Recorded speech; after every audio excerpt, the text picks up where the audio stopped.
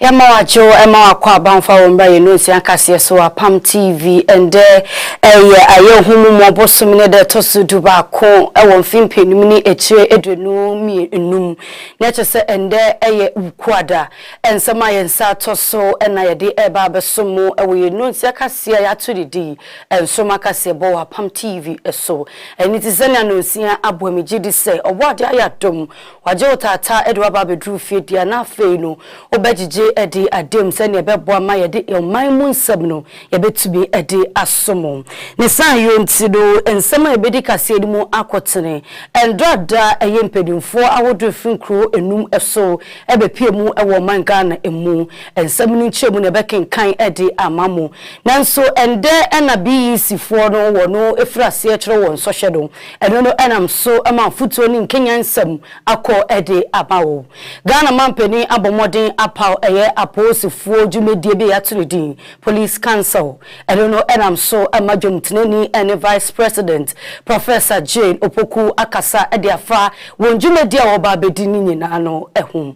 Yedi nsema asemu for bomodin asono so krojen ede ama me say minsin kunwa na afei mi mekenkan emfa emaw. Yedi na se ni na be ma Apam Global Church asafodo sadani de na pedifo eso yemuma yemu yedru ni to mekenkan kasero ede emaw. Obwade ya dum na wachi ode adum etena ode dum ya ya de mpaebo ebekoso ewo fidue mu ha yembo modern se yebeye ye krado ho adwuma wo bra ye de mpaebo etinem esanse mpaebo enka ho a nya de yebetumi akonkan ewo abrabo na ye bo no emu se biribi eye fie kunwa ebi na epese eto ana efawo ana biribi na atena wo so ache wejuma sam na atete apansam den na ekoso abrabo mu awani enje ho ahanko a ene becha wutia aba bepie mu ewo haisanse hankwan ya last stop ahane nyankopon ebefa evangelist papa ni ageman so ene nimpenimfo so ajo ede we free sample nkyere no emu fibie nimu nkekan wo bie nimu eye krojen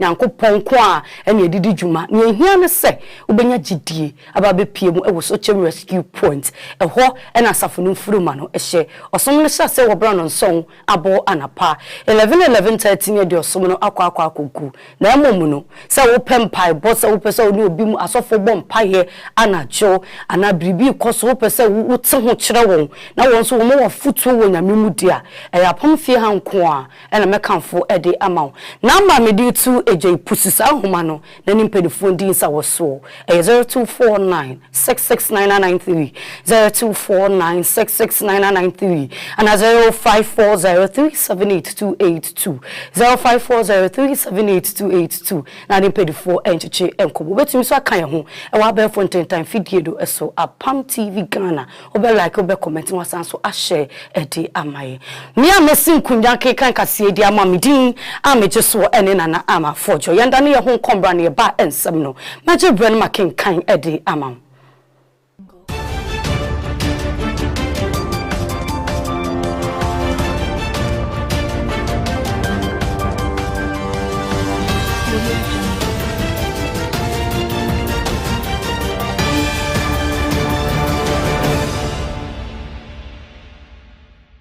Samno ankasa enche mudia na endrada ubepiebo ewo manga na emudia na kyese na emu ayedeja ni nyina ene se enkronkro enum ena wo mpanimfo pomodin eyi mpanimfo ba besi wono anemu ewo manga na mu ede amawo ne san yonti wono nkrata sabno wono abomodin de akwa Ghana mampeni na sei ene koso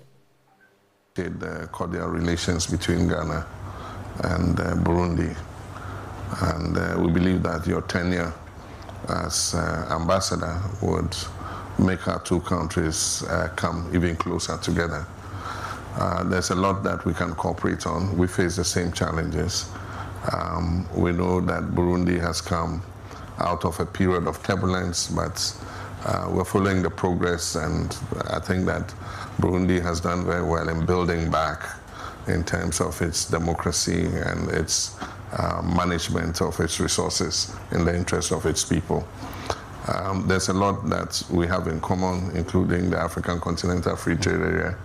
and so it is possible for us to explore the items that we can exchange between ourselves, duty-free and tariff-free, in order to increase the level of trade between our countries. the world is becoming increasingly transactional, and multilateralism is giving way to unilateralism. Countries are determining the relationship between themselves and other countries based on what is in their economic interest. And I believe that Africa should also start looking along the same lines. I mean, God has imbued us with our natural resources, and so we must have a greater say and fairer share of the natural resources that we have. I noticed that Burundi is endowed with copper, cobalt, gold, just like Ghana is. We have lithium, bauxite, gold, and I believe that the time has come for our people to get a greater share of those natural resources in order that we can build a life of dignity and prosperity for our people. Ghana and Burundi hold common positions in the African Union, and it is my hope that we'll continue to work together to strengthen the African Union and be able to create a union that we all can be proud of as being the mother union of the African continent. Ghana has played a pioneering role since we gained independence in 1957 in the creation of the African Union, and we continue to play a prominent role in that organization. We currently occupy one of the vice chair positions, and it is our hope that next year, when it becomes the time of West Africa to assume the chair of the AU, Ghana would be interested, and we count on the support of Burundi when the time comes. Ye free sansamino esodia na endrada jumedie bikoso ewo mangana emu na Ghana mampeni na epa ho entema police council eno no enam so amadwumtene ne wo faaye ene omampeni abedie chire ne chese Professor Jane Opoku Ajiman na maamenu ejino simpie so edensem atu edwa ne nsem a odi tu edwa nyina elise no kure kakra bi wo ho a eye omanfo no mpen bebre no wo pe ewo aposifo eho nanso wonsa entumi enka ono na kwakwere titile mu ni di oba behwe no de ni yi atototo ho se ne ebeboa mania wo pebia no obetumi enya. This council is not ceremonial. This is a moral and strategic compass meant to guide the integrity, professionalism, and transformation of our law enforcement institutions. This responsibility is a serious one. The decisions we make will impact the safety of our citizens, the morale of our officers, and the trust between enforcement, the law enforcement, and the public. I pledge to lead this council with transparency, inclusivity, and a deep respect for the rule of law. My fellow council members and I will work to ensure that our police service is empowered, well-trained, and accountable, and as well equipped to meet the evolving challenges of modern democratic policing. We must promote a culture where the uniform is a symbol of honor, not fear. We must work to foster trust between the police and the communities they serve, emphasizing community policing, human rights, and no tolerance to the abuse of power. Discipline within the service will be firm and fair, and every officer will be held to the highest standard of conduct. So jinemu ewasa ensemnoa emudia na Ghana mampenu so ekasaye ewujubediedu ase ochiremu se posi ejuma no eya obuo pa ewom nanso no be na nse no enkofo bi eye aba befra eye enjankuo no emu amania wo hwehwe aye obuo na afe enidie no ebi enim eno no enam so amopeni no akasa achiremu se senya weyi mpenimfo ede atosa ekuo no ano no wo momode so obeye wonu enum yi papa Sikapa empembe biri no so do commander oda ho no ebia na oni obi a wache wo adwuma no emu no enkasa eni nti eba no promotion na obi foforo a waba no ne yetebiri edi amano etu de bi so ani ye de sanipa na kwa akoto ebia ekura kutuma ekuro kuma bi ase enu no opani no e kire mu se sanyema wanyina no enche yie eni nti do empanifo nhye na wonfa yie entoto bebi a ebeboa sanya ebeboa amapo se adwuma no etumi abenyam. Must be a beacon of integrity. For too long, issues of politicization, arbitrary promotions, disregard for seniority, unfair postings, and breaches of professional conduct have cast shadows over the service's credibility. I'm fully aware of the frustrations among the ranks of the police service and the general public. Many of your officers feel sidelined and demoralized, and many citizens feel unheard and unprotected. These conditions are not sustainable in a just and democratic society. Today, I charge this council that we have just sworn in to be bold and impartial, address these grievances swiftly and justly, re-establish the trust within the service and between the service and the citizens. Do not allow power to overshadow fairness. Let professionalism, not political pressure, guide your decisions. We must restore the police service to its noble place as a force for good, governed not by fear, but by respect of an appreciative public, not by intimidation, but by exercising lawful authority. Ladies and gentlemen, security is not simply the presence of armed personnel on our streets. Proper security exists when citizens feel safe in their homes, on their streets, and in the hands of the institutions established to protect them. And that is why I emphasize a people-centered vision of policing, which is built on community partnerships, dialogue, accessibility, and empathy. Our police must not only be enforcers of the law, but must be collaborators with the society, working with our communities to prevent crime, to resolve disputes, and to protect vulnerable populations. Nima sem dada se anese fo no won woje awo meche twice no wono abomodin ati etua ana wono atintoso kokko ede akere aban nyina ede se niam ba kumienu bi enkoso yie ena woboso enjoso eninti aban no enhye enyema won ena afesi ketichiri die bia wono abo ede ato ho eno no enam so emandrada eye edom kuma won brahye beje fie wono bomodin friends emtwofo enhye mu na nipa okasa ye eni eye minority ranking member a ono no hwe apomudin ensem eso ono sanso ye mrahebejani edema eye efiduase asokore owura anana na efuye ni nsema ode atu ejeyina erese aban momodin se one anesefo no besinkunwa na wono ahwe ne obetumi ayede ama won se ne beboa ama strike no obetumi echinchen. Don't believe that the nurses are at any fault. It is their right. They are seeking their right. I would want to know any of you who think this just is not justified in Appendix A of their CBA. Is it the issue of rural incentive allowance that was agreed that is meant for nurses and midwives in the rural areas so that we can have nurses and midwives in the rural area? Which of them would you say is not legitimate? Is it the issue of fuel allowances, which has been historical since 60s for these people? Is it the issue of uniform allowance, which has been there since the 1960s? It couldn't have been changed in any republic, and it cannot be changed under a previous government. It cannot be changed now. We are here to plead with the nurses to understand that even if governments see the need to engage them, they should go with the good faith with Ghanaians at heart. Because getting all the money without the lives that we have lost brings no joy to anyone. So as minority, we are mindful of the fact that we are not stoking it up and asking them to prolong the strike. We are only asking them to be merciful as far as the tables are concerned, that when they go to sit, they must be merciful to see the need to be reasonable. Reasonability means you appeal to their conscience and say, if you are asking for 8 things, we cannot. You know what? in the budget we'll do 3. Maybe the next budget we'll do 2. Let government change their posturing towards these people and let them not use the law and let them not frighten them.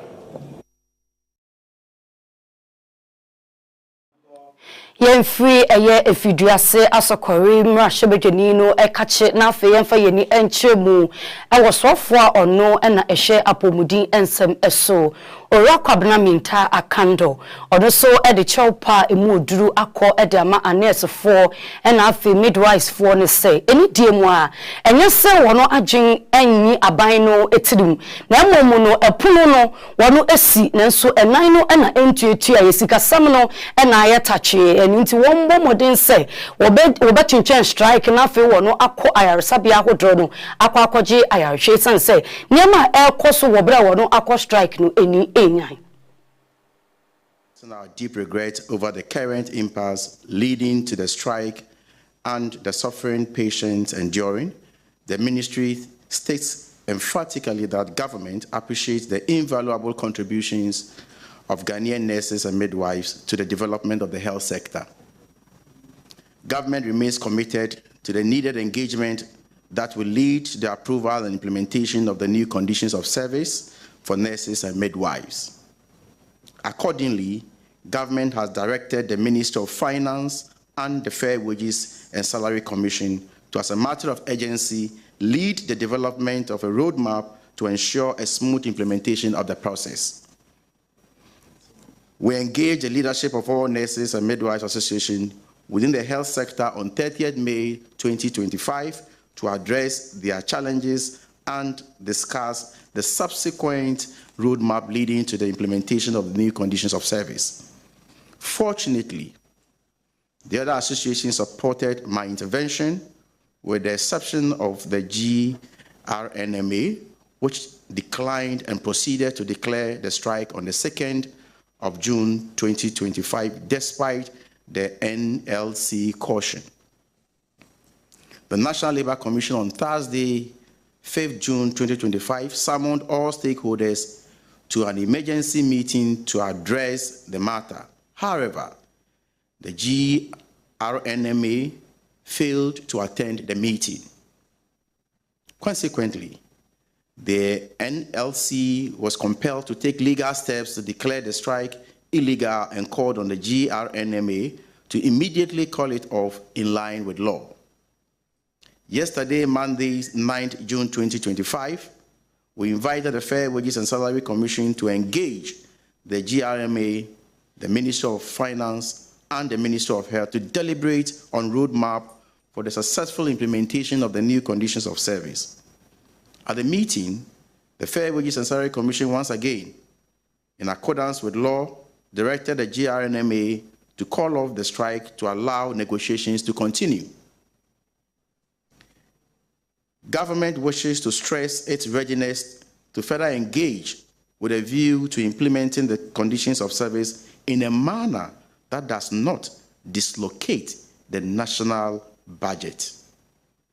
We wish to draw attention to the fact that the conditions of service under reference are not captured in the 2025 budget and will completely throw the economy off gear if implemented immediately in the manner it currently exists. That's why ejinemu ewo anese for any midwives for no striker na etuatia wono ate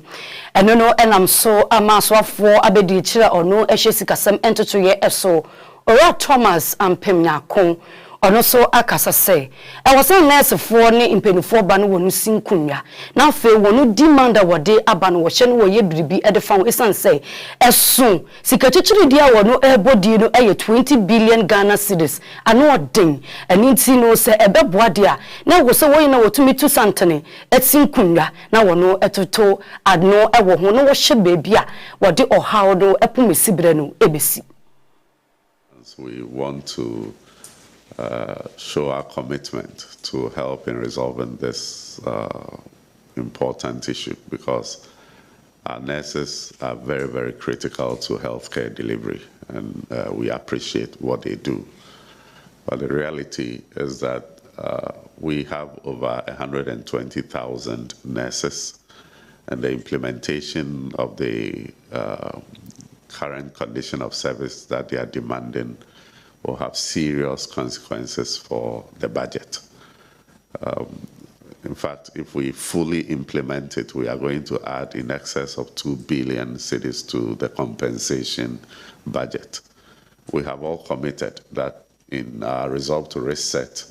the economy of this country, we must maintain a 1.5% primary balance surplus every year in order to bring our debt levels to sustainable levels. And so it is important for us to manage expenditure.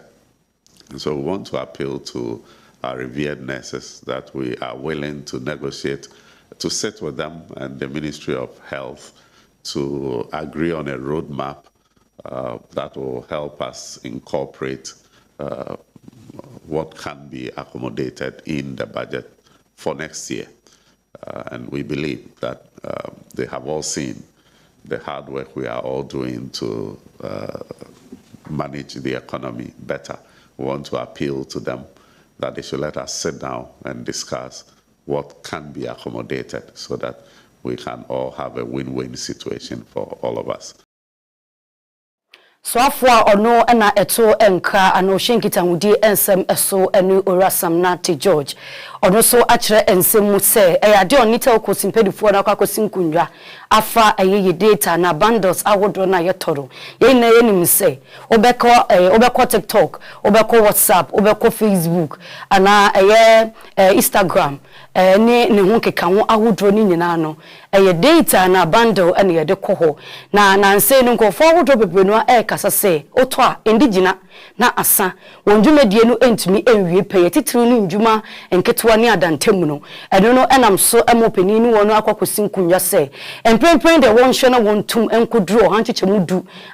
ekosi hanchechemu num na so 10 to 15% eno no ebefrase kita won sabosumi da edikan me kire bosumi a ebeyi emu. Commitment to an engagement-led style of leadership that involves all my stakeholders, listens to their challenges, and works to address them in a manner that benefits the entire ecosystem. We need intense competition in the sector, but it must be healthy and sustainable.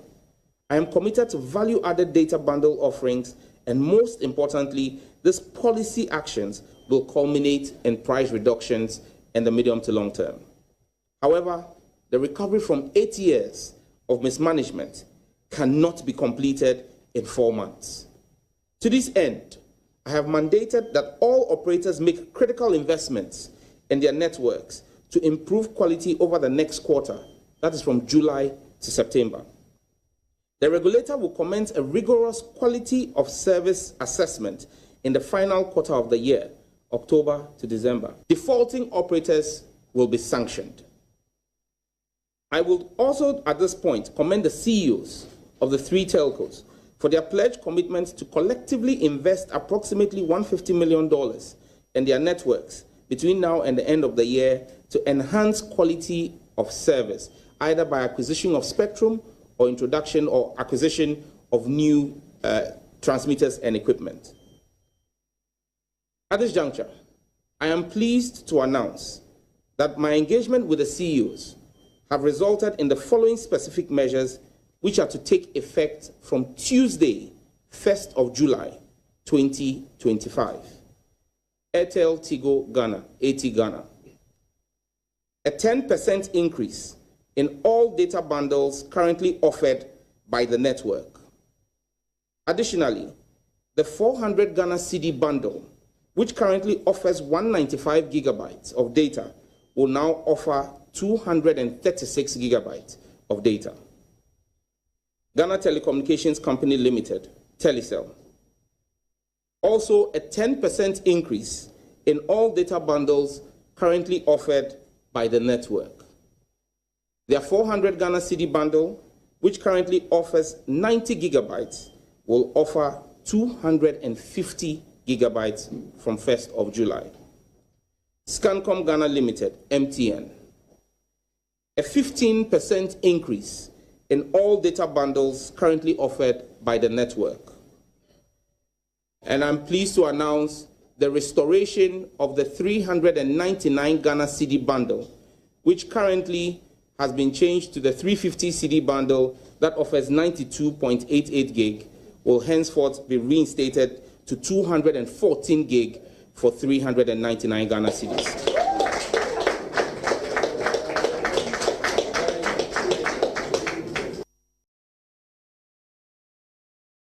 Ye free rasam nati George ni Apam so dia na ye de ni echibu ewo eye achechefo akache na chese Ghana Education Service impedifo ye na enim se enkwada no afiri won so je no ase ende ena na edikan eno no enam so amampenifo de kokobo akọ e de ma achechefo se empen bebreru wono anya ntiye se wono eto apo de ba schools na wono acheche nkoda no na nkoda no akwakochiro ebi wo kro obeduru wono ni asesa questions no na so akoda no de onim se ni teacher ni akire ne de ne te se no a na odo kwa akosisi so eba me sa emmo enhyen kuran eni nti no wodo kokobo ko de ama acheche for de se apodie wonche wo ho emfimfiri esan se wa ye be so mu no wodjuma ebebo eni nti mprempren wonje ama nkoda na nkasa emfa wono agyen enhro ensohye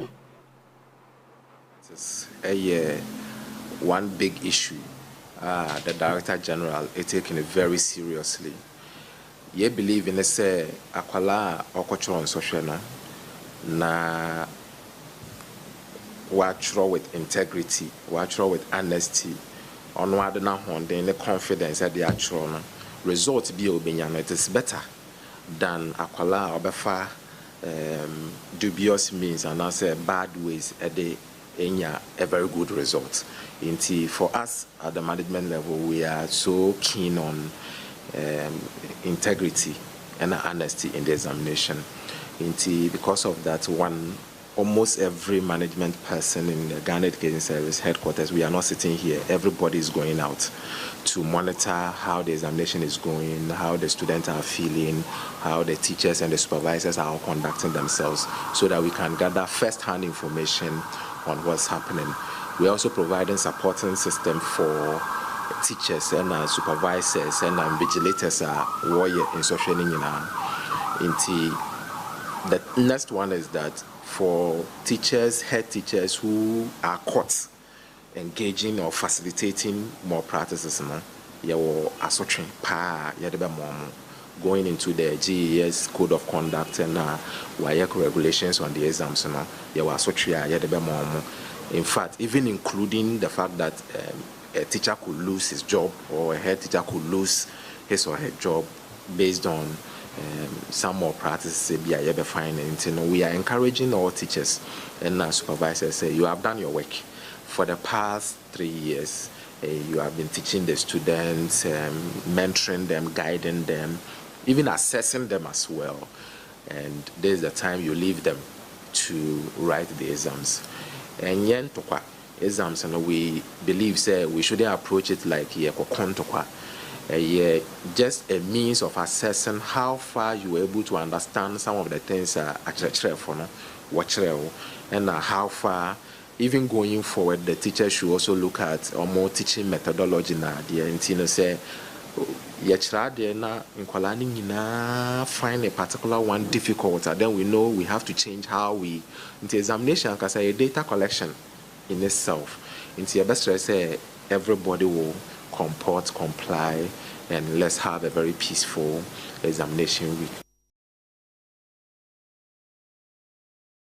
Yamfa yeni enchemu ewo circle na ukopiemu ewo wa important bi ato ne din ekomok eno no enam soma nhwehwemu echiremu se important no ade asabe enkofo bi akwakwagye ho na wono esisi security yi ebi indruboni bi wono enonom ewo ho en afi sabi monim be sibrabra bono bi so ekoso ewo ho so ku bi wo ho so ade a ekutia won eno no enam so amampanifo akire won semu sei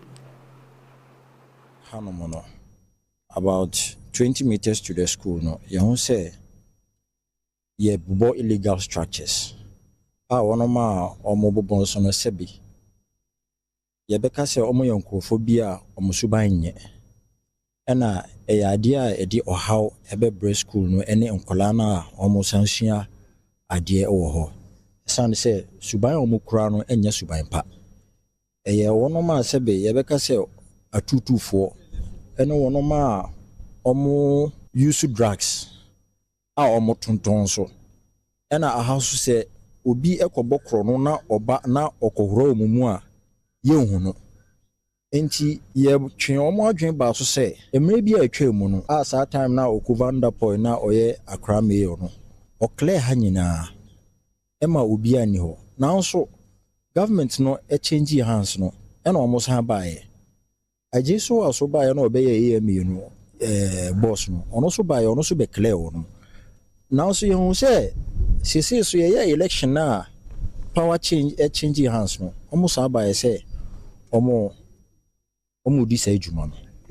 enti yɛ petition wɔn sɛ adeɛ yi ɛbɛha nkɔlaa no adesua ɛna security wise so no ɛbɛha ɔmo enti yɛsrɛ ɔmo sɛ ɔmo mbɛ mu na ɔmo bɛyɛ den na ɔmo ntu ɔmo mfiri ha nkɔlaa no ɔmo complain say sometimes yɛtumi di ɔmo phone ɔmo ba school a yɛtumi di ɔmo phone nipa no yɛ kɔlaa na obi abɛgye wo phone na obɛ sɛ obi shout na oyi scan ana oyi tuo nti ɔmo sɛ sometimes no nkɔlaa no ɔmo pɛ sɛ ɔmo bɛba school ase ɛna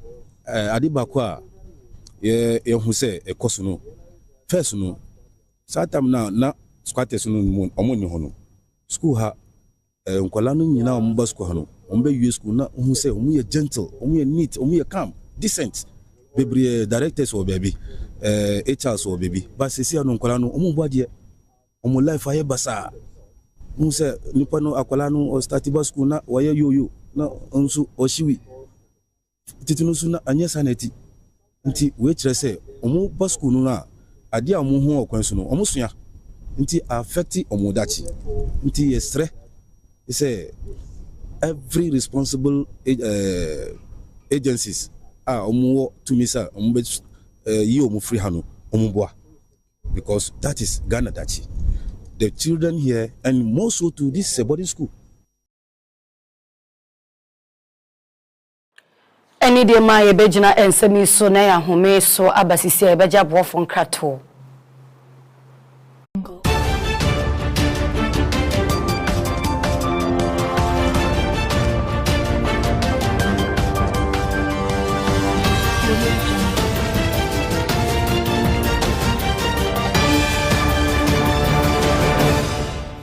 Asumdwe enkamo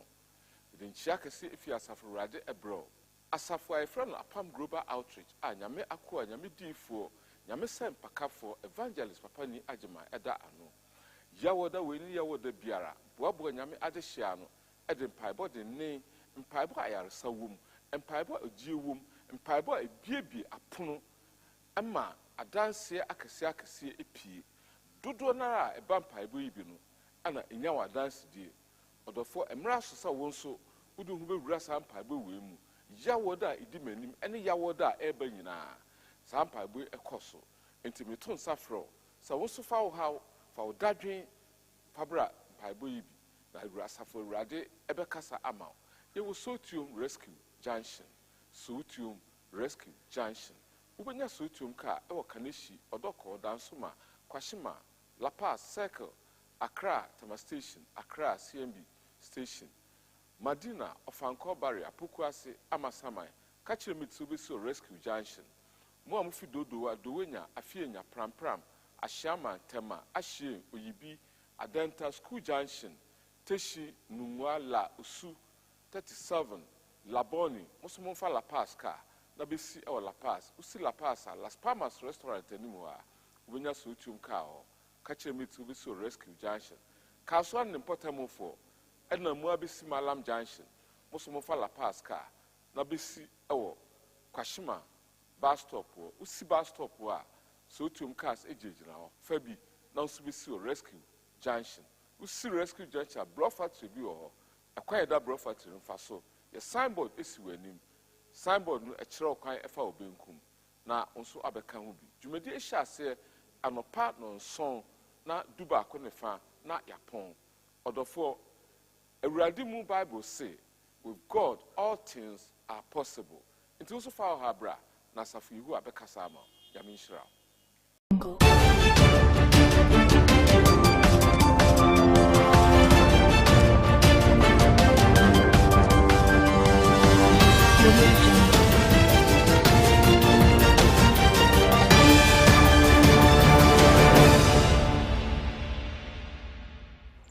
Yana de shimamba yenda sisa okan ye ho ema ye ho me kase de so ye toa sabne so ede amamodia na ye toa so ede efri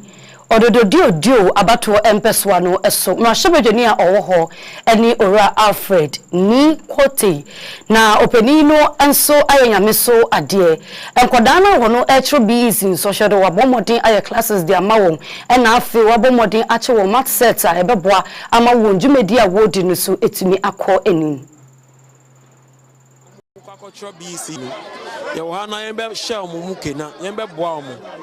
na de ahia bia mu de be cultural exam no mutumi fa no mutumi fa nko no mu cultural enti ene in fact before ene no ya pet teachers ama anwumre bia no ye ma mu extra classes e kire omade se na be ya omade sian mu be share kena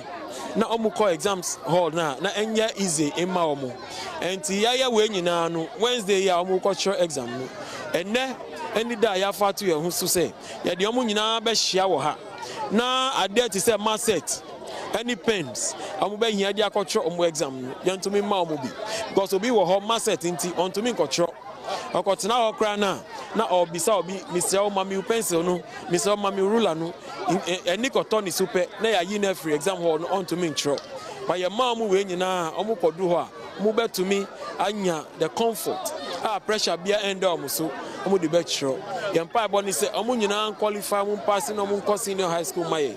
omu yue we na omu be senior high school so a ade ya mita ye ni say me ma omu trunks omu hia chop boxes me ma omu hia provisions me ma omu be hia transport kwa de be school no me di bibo amu say na be ya mu betumi akọ school no the whole idea they say omu kono na ye monitor omu subject bia o ye bia no na ye monitor to make sure say you come out to be the best. Say na be that be doctors na ye hia wodododio ni yen sabeka. Ye lawyers na ye hia wodododio ha no yen sabeka. Engineers and your nurses na keka woni yen sabeka. Say na be ya wodododio ha no yen tuma pa e say na fata ye no.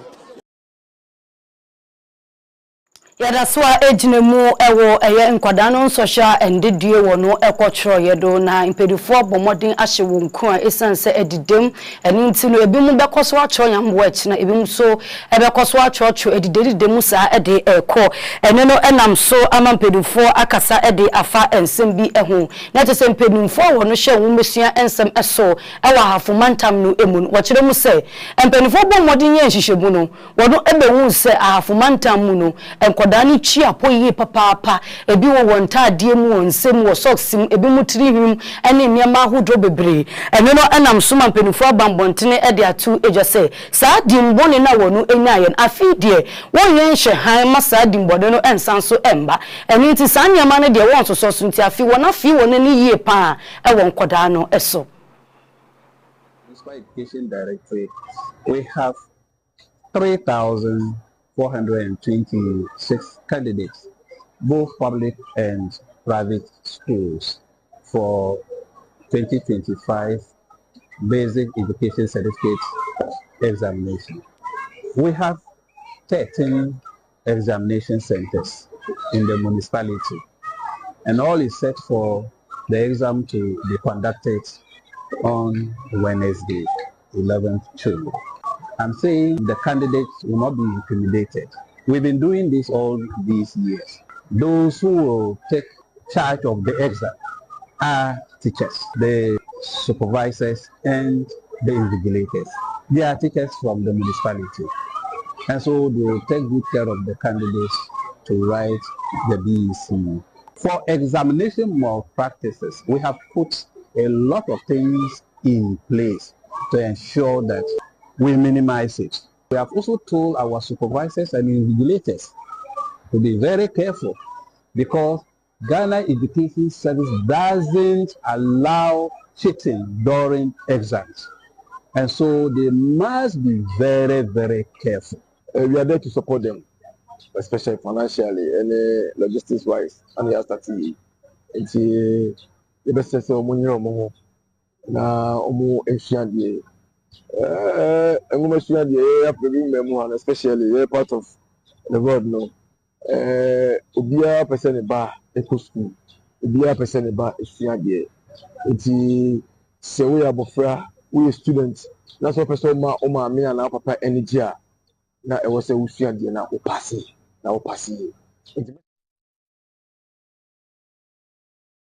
Yentwa ensemno eso dia na yekwa kopie mu ewo Cape Coast na Cape Coast Metropolis metre north and south ni nyina no empedifo abomodin ebu akonta dia fa enkoda eye ende wokotro ensohwedum na no na empedifo etrebu se enkoda wo no etro ensohwedo ewo mpotemu wo no eye impim eduesia ensia oha enso ani echire eduesia enum na uchichemu emba ni mbema dia na to se embema no ejina empim eduasam yensa oha enso ani echire enum ena emba no eye empim eduasam yensa oha enan ani eduesia na so wo hye eye schools awodro no a ekwa register ya public schools and afa private schools na public schools no eye empim yenu oha enan ani echire eduesia mienu saso ena private schools no eye empim baako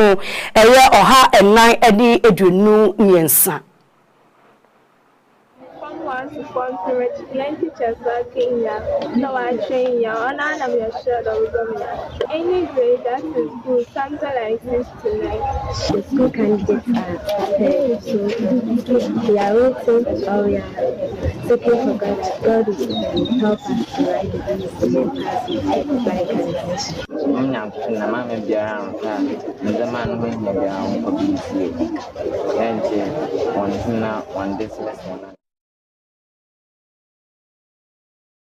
Yefa yeni enchemu ewa toye mantam no emu na chese BC so na ene eda so a yetinemu na chese Western region ye course a enkoda wono echo ensohwe no empedifo echemu se wono eye impim eduanan enan oha enum eni echire eduanan enan saso ena nchichemu no emba ne mbema no emba no ejina eye impim no eduonu mienu oha enum ena afei echire kakra eguso wo hye eye emba no so wono eye empim eduenu baako ena wono ewo ho a wo kiro sa ensohwedo enso sei ni mpenifo akasa ewo ho. What is most very beautiful and encouraging about this year's candidates are over 1,600 out of the 3,000 are females, are girls, and I think it's encouraging that we have most of our girls rather having more enrollment in our education than even the boys, unlike that in the past when we used to have more boys. That's what is very unique about this year's enrollment. We wish the students the best of luck. Now, I show them crying so beyond one akasa. They will do there, baby. Now they will go through successfully. To my common offer, and one akasa, and then them prior to the exams, 2 weeks ago till now. All the sessions are entity session and well prepared, and they are aware that they are supposed to send foreign materials into the exam hall. Encourage you this morning once again to put in your best, stay away from examination malpractice that will mar the conduct of this examination. ECMA is always great, and we shall continue to be great. On this note, I wish you well and success in this pending examination. Ebesanso ejina sansabi eso na yajabo fon kratwo ne etoso mienu abasisi. Praise God. Eradin Shira Onyel Kese Apam Global Outreach Asafo Nyamenipa Evangelist Papani Edano. Eton safro abayempa ebokese a ya wade bi omu boabo nyankopon mane ahotefo ano ede omu chine nyame tumi ne mu hyere mu bompaye tu ahobone breki nome gini pefro bone fo nhyehyeye mu bubu enome ade ahokyere eka ne nimguase ebe nipa so esum nipa ede tu hyere ma nyame favor ebe nipa so nti ba bia wo bia ya wada we ni ya wada ba bia wo ye ton safro se bomode ne bra apam fi Sochium Rescue Junction brasampa bokese be woni wabusua na wadofo mfa mo ho behiem ye mmompaye ye nsumfra urade ye mbo mpaye mfa ye dwuma sem ye sikasem ya apom de yen kwa ho na niema ye de obonefo agie free yensa no awurade tumi ne na ho odin na brase mu ye den no engie ye nioma pa emfa ma yen ye be ye nhira ye aso abatumpon ade a hye nyankopon animunyam me pa chew ye wo Sochium Rescue Junction empire bono shase ye wada no pa 7 o'clock by 11:30 no ye de empire bono nyina aba na wie ye pa chew be fa Sochium Kawala Pass Washiman Odoko Kaneshi and Ofanko Barrier Osumesi ewo Sochium Rescue Junction for 0249 669993 and 0540 378282 ye hwe wenim say yawade ene yawade bia do na be si apamfie ne ya bompaye na awurade tumi akasa e de amaye ensi wiye say yawade ubeba awurade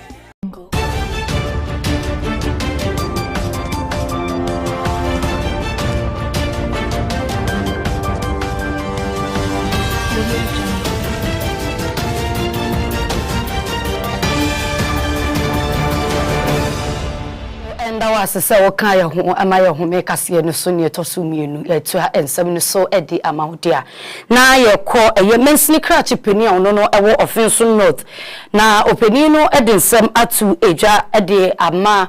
ekwadana wono etro ensojero ehun se wonchi wo ho efimfiri apo ehun mature examination more practice no ehun titru no sania empenifo enya na sotere se wodi bi ekokko eye examination ho no womomode se obeyidi nyina no edi efrim na chechere fo so a wo man kwadana apo no won so won hye na wonjai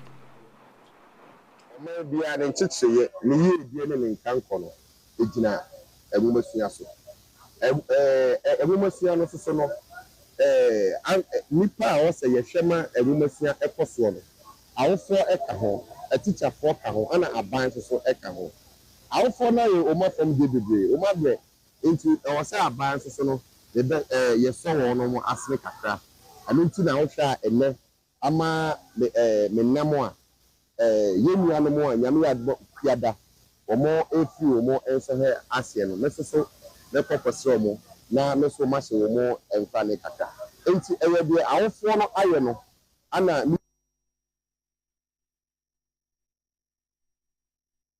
munji omo huni sami omo asua no omo betimi atwe no a na omo de apase ne Jesus omo nya saa gidie no ewo omo mu a omo mfa omo ho ewura ensorwe mu like a man who may have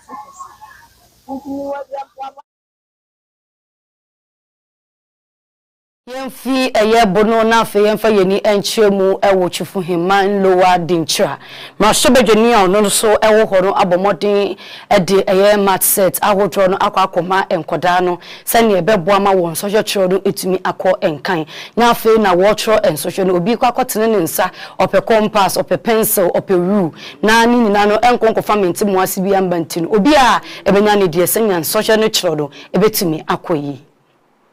enhyehyɛ most MPs etaye na yewura MP na oho no mo a ansa kwabreba oye bi ede boa himan lo wade nchrankola nti yewura kwabna ginsem ba ye na dwuma papa bia obeto se ne predecessor ediboa no ewo se otoa so nti ampa ono so ende ode ose ayoyo a me no waka say mathematical set baako 1822 ayen kwalado do a ekotro exams no in central region eni baby ano omunye bi nko na omunyi mbeye mpenimpa nkola nyina ni aso omune agi de owura aginsem ayamom mati say a na eno so kura a problem nti ene yeni aso mabra message but Oliver is asking for more. Yadi echemu ewa Ghana mampeni abedi chiri neche se Vice President Professor Jane Opoku Achimai Akache wakasa edensem atu ejese dibra Ghana mampeni edi ekura no se onkonko ye dwumtene ni emfema police council no atentini ni dwume bia wo se wodi bia no obehwe na ye ewo esanse empem bebre no se obi edifo ewo asemu a na ya fa nipa no odibem no na sabe de na kwakotum ana ye chenasre ene abasa eni ti senyo no kwakoye peni kwankyerefo da aye police no anono de obehwe na atentini ni mapa no etumi eyiniti ewom. You are the front line of our national security and the face of justice in our communities. You deserve leadership that supports you in your mission to serve and protect. And Mr. President, we thank you for your assurances. And this is the type of leadership I commit to bring to this role. Undue delays in promotions, unfair treatment, and discrimination, and as well unjustified grievances will be put under scrutiny as part of our resetting agenda. To the citizens of our country, we serve you. Your safety, your rights, and your confidence in our police service will always be at the center of our work. I trust that all of us will contribute to building a safer, fairer, and a more just Ghana. Yenjina mame eyejedo poku ajima ensemo tu ejana yemfa ye kase no ensi aha dodo ekunwa yentena so enche eriti ebesore so na dwumedi akade nyina no etumi atoa eye kasamfoni ne so ede amao ne sa yuntinu Apam Global Church ena yedin asichichiri die ni nyina no yede be ma won esanse mpenufo ena dani de nyina no wonu eso yemu ma utumi ehye yen ewo fiefie mu ena afi abefo ntentan fidie do eso obode eya domo a echina eyempai boda chone si yemmpai da yembre edinti bonwode se obaba be ye wo kra no nkwaje ejuma na bibia no etumi akọ enkan bibi na atena wo so ache wasoa nsu wasoa ensa wo hu nini na no emudro afa wugidie nyina no ehyinshan woni gidie no ebio na mmom no nyamede bensa besi mebo etwa wutia aba bepie mu no eya Apam fidue mu ha nyankopon be fa evangelist papa ni ajuman so ene eye asafo mpenimfo so ajew ediwe free ohaw ene mponkyere no emu agese uni gidie se nyankrofo eta eka no agese sabinua wewu nko a na mmom ne ye kanfo ni otiase obosoro ni asase ni a osoro ye ne tena bia asase so ye ne naso ntiaso no saa nyame no ene ye kanfo ede ama watini din obi wo se mi nimu no mayira onyira wa abrabo no emu na mmom bebi ebema wo hu han no ene fidue mu hanko a ene ye be kanfo ede ama eni ti se ne wadwuma sam ena enkoyi awo aware akwentu ena wo pe wahye ni mu a ovesa kura wunyaye ahanko a ena mecha wutie ede aba esansa dance die no ebufa so sei a eni ti se obetena se na wunye bidia sabe etoje wa na mbom se wo pese wutu bata na wo kọ ba bidia ahanko na mecha wutie se so chem rescue point baby bia wo bia so fi ochichi ni bencheye wo free eye Cape Coast wo fi Fordjour wo free eye Elmina baby bia wonam bia opese obafidie mu ha e bia wonim baby abeda ahakro betumi aba besue esanse yankopo wo fidie mu ha no oyensenche ni ma no so fiefo nyina eso eninti ahanko na mekanfo ede ama obode ya domo a ejata ato bomodi so babepie mu ewo fidie mu ani nyina ya kampom na ya bom pa yesu afreche di amponyankopon na wetumi efiri soro etie yenne na afa wetumi agye efiri empokyere no emu sanya medin kan no osom ne hya se wobra no nson abo anapa 11:30 ne de osom na akwakokugu ukọ ejuma office we office worker bra na be so hye ansa na wetu anamon ede akọ eno na ebeboa ne sa yonti na me kanfo eye Apam Global Church no ede amao bibia ebe kama ede ama wo bra ukura wugidie no emu yenda production crew ni nyina no ase won chinchim fidie ni mfruma ede ma me ma wutumi hye mu wo fiefie mu saso na be fontentan fidie do so obade enhiraw na momnia na je pene ekenkan kase do ede ma edin ameje so eni nana ama Fordjour mema mu eni hye enyado